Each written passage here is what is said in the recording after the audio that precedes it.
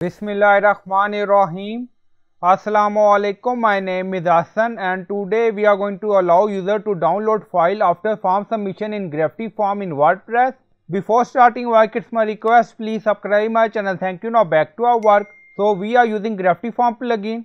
Now go to gravityform. So this is form we are using. On top you see setting and then you see confirmation. So click on it. Now confirmation section open. And then you see default confirmation, so click on edit. So we are going to modify message and then you see multiple option, text, page, redirect. Scroll down, you see message box, so you can modify this message. So we edit some text, download PDF. Now go to media library. So this is a PDF file. Now click on it. Now you see file URL, copy this.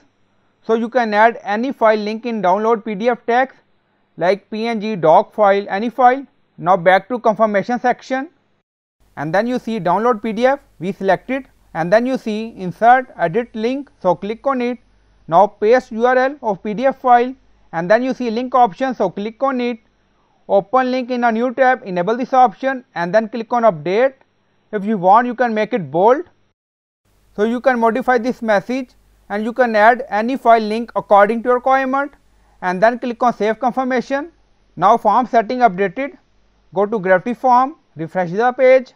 So now we are going to fill this form.